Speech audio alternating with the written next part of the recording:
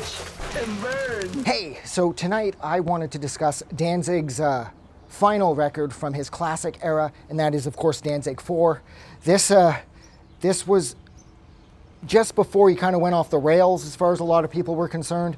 Even though I loved Danzig 5, Black Acid Devil, I could see where people felt that he'd maybe lost the plot somewhat, because as perfect as Black Acid Devil was for me as an individual, I can understand why his fan base took issue with that record, especially considering that he was building such a unique sound from Danzig 1 to especially Danzig 4.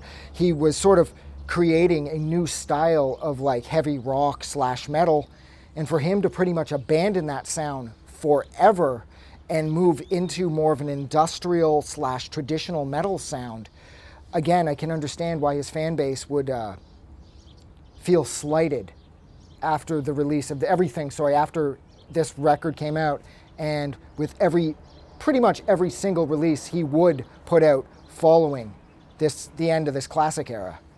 Now, that being said, this record is Danzig at the absolute peak of his powers, especially considering that I didn't love How the Gods Kill. I felt like when this was coming out, I wasn't sure how to feel about it, because I loved 1 and I loved 2, and then 3, I felt it just didn't grab me. So I thought maybe me and Danzig were going to end up parting ways.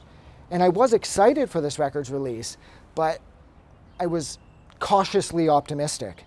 But that cautious optimism would be completely chucked aside when I got this record, and I quickly found out how pretty much every song on here was absolutely perfect. And this is by far the best record he released from his classic era, with tracks like Little Whip, Dominion, Until You Call in the Dark, Going Down to Die especially, Son of the Morning Star, even the more like odder sounding Sadistical, Can't Speak, which was a legitimate like hit for him on MTV.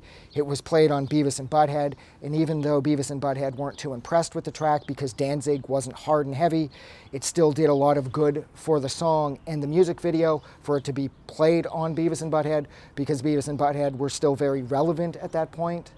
Brand New Gods on here, and this record is just Danzig's sound at its biggest and fullest, and it's Danzig at his most capable from his classic era songwriting. Now, I will argue that Danzig 7, through Circle of Snakes and Death Red Sabbath, he found that incredible sense of composition and songwriting again. But those records, although those records are great, even though Circle of Snakes, you can tell his voice is weathered somewhat, they're not this era. And this era was so far separated from everything else that was going on in popular music at this point that, like I said earlier, Danzig was completely carving out his own area of rock / metal. No records before this sounded like this, and no records after this sounded like these records, or this record in particular. This was Danzig sort of rewriting the script. He was at the peak of his powers, and he wasn't afraid to show it off. And I will argue, too, that Black Acid Devil was probably Rick Rubin's fault, at least somewhat, because Danzig had wanted to experiment with electronics from Danzig 2, but Rubin had always discouraged it. So when Black Acid Devil hit, and it was this complete sort of electronic industrial overload, I can see why that happened, because Danzig had been itching to do this for some time. I mean, if you look at Black Aria, which was released right in the middle of his classic era, give or take, it was still done on a series of synthesizers and keyboards. So Danzig had these instruments lying around for a while.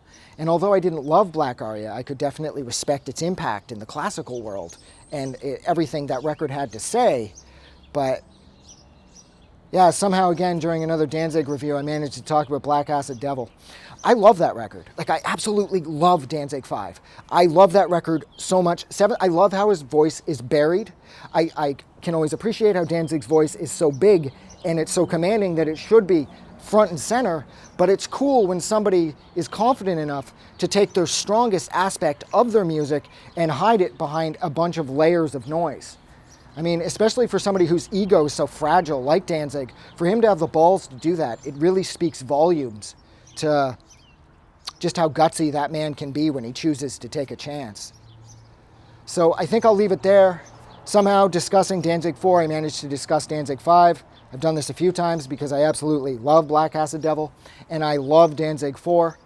And if you loved this review, don't forget to do something nice for somebody. And if you didn't love this review, don't forget to let me know in the comments, and I will talk to you guys soon. Have a good night.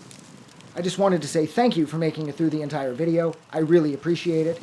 And I'm going to remind everyone one more time, even though I've probably already done this in the video that you just watched, to please click the like button as well as the subscribe button because it helps this channel grow. And thank you for hitting like and subscribe, and we will see you guys really soon.